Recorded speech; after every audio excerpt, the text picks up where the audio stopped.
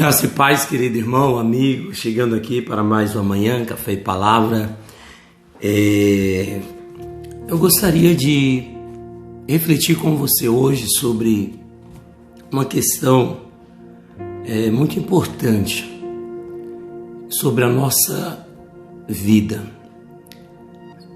A salvação da nossa alma. Às vezes a vida ela impõe sobre nós algumas decisões que temos que tomar, e dentre essas decisões nós vemos que muitos acabam deixando a mais importante para depois. A vida ela pode ser comparada a uma longa viagem que nós vamos fazer. Por exemplo, um motorista que ele está no volante de um carro dirigindo, e quando ele precisa sair de um estado para o outro, lugares aonde ele não andou, ele precisa de um auxílio para chegar ao destino, e às vezes esse auxílio vem de alguns mecanismos,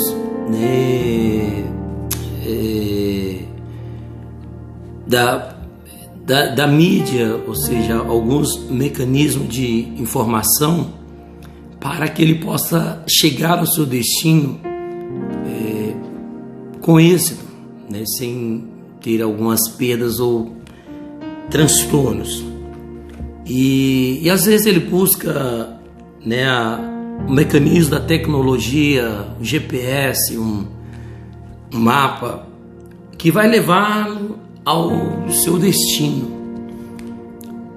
E nós não podemos ignorar o fato que, assim como uma viagem, que um condutor ele precisa de um guia, nós, todo ser humano, ele chegou a esse mundo, ele veio a esse mundo na missão de uma viagem. E essa viagem, nós precisamos voltar às nossas origens. A origem do seu relacionamento, uma natureza que se relacione, que obedeça, que viva em paz com Deus. Nós vemos que Deus ele criou o homem à sua imagem e semelhança, porém esta imagem ela foi alterada quando o homem decide pecar, porque quando a Bíblia fala de imagem, ela não está dizendo imagem, fisionomia, mas ela está falando, até porque se fosse, sairíamos todos na mesma forma, ou seja, todo mundo com a mesma aparência fisionômica, mas Deus nos fez de formas diversificadas, cada um de nós trazemos uma aparência diferente. Então, quando a palavra fala, ele nos fez a sua imagem e semelhança, ele está falando da essência, da natureza de Deus, de bondade, ou seja, Deus ele fez o homem sem pecado, uma natureza sem pecado. Quando o homem decide desobedecer a Deus, é como um condutor que vai fazer uma viagem, ele se perde, sai da sua rota e se perde no meio do caminho. E enquanto ele não faz a conversão de volta à estrada original que o levaria ao seu destino, ele não vai chegar, vai ficar vagando. Então a nossa vida é semelhante a uma longa viagem que todos nós estamos fazendo. E assim como a tecnologia desenvolveu o GPS, a bússola, tantos mecanismos de informação, de localização, Deus, na sua bondade, ele deixou para nós também o seu guia. Não uma tecnologia, mas ele deixou a sua palavra escrita, os seus mandamentos escritos, para que eu e você pudéssemos voltar ao caminho original, pudéssemos pegar a rota original que nos leva a Deus. E quando o homem, falando lá no Antigo Testamento, quando Deus falava por meio dos profetas, o homem ele tinha a dificuldade de obedecer a Deus. Ele envia seu filho. Ele envia seu filho para dizer para mim e para você. Está lá em João 14, versículo 6. Eu sou, veja bem, Jesus dizendo, eu sou o caminho, a verdade e a vida.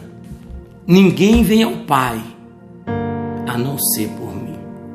Então o Senhor deixou para nós esse manual. Em um país, falando agora da nossa nação brasileira, é um país laico onde temos inúmeras religiões.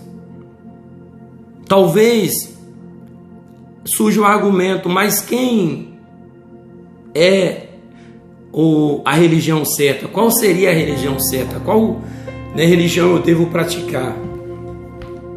Veja bem, irmãos, não é uma religião que vai salvar ninguém. É o aplicar desse livro, é o cumprir desse livro que vai nos levar de volta à origem. Você, irmão católico, você tem essa Bíblia. É a mesma Bíblia que eu estou lendo aqui, você tem ela. Não existe a Bíblia dos católicos e a Bíblia dos evangélicos. A Bíblia é uma só. A palavra de Deus é uma só. Eu tenho a Bíblia católica, tenho também a Bíblia considerada evangélica. É uma só, a palavra de Deus é uma só. Tanto é que quando eu apresento um texto aqui, você pode abrir aí, se você é católico ou se você tem uma Bíblia em casa, você pode abrir, que é a mesma palavra. Então assim, não existe essa, qual religião é a certa, qual religião você vê? Siga a palavra de Deus, siga a Bíblia. Entre aquilo que o homem pensa, os achismos do homem, aquilo que... Existem várias, inúmeras religiões, mas tem essa palavra que está acima de todas as religiões. Precisamos cumprir a Bíblia. O Senhor nos diz, se alguém pregar outro evangelho além do que já está proposto, Paulo dizendo, seja considerado anátema. Se um anjo do céu, ainda que venha um anjo do céu e anuncie outro evangelho além deste, seja considerado anátema, ou seja, amaldiçoado.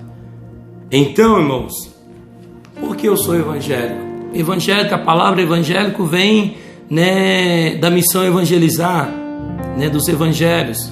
Ou seja, somos os seguidores ou os praticantes dos evangelhos de Cristo. Por isso a palavra evangélicos. Não é que é uma religião, é você cumprir a palavra. Porque está tudo aqui, irmãos, está tudo aqui. Tudo que eu preciso, tudo que você precisa está aqui. Lá em João 14, versículo 6. Eu sou o caminho, a verdade e a vida. Ninguém vem ao Pai a não ser por mim. Jesus vai dizer isso. Por quê?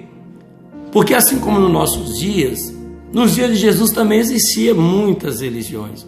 Algumas seitas, alguns grupos religiosos. E cada um criava-se uma ideologia, ou seja, uma doutrina, a ponto dos próprios discípulos perguntar, mas não sabemos o caminho, como? Jesus disse, eu sou o caminho. Siga esse manual. Aí a sua viagem, a sua vida vai chegar ou vai voltar, à rota original. Porque todos desviamos desse caminho original. Eu tenho dito aqui repetidamente, citado Romanos 3:23, todos pecaram e destituídos foram da glória de Deus. Ou seja, afastaram-se do caminho, precisa retornar ao caminho. E Jesus veio e se apresentou como o único caminho que pode nos salvar.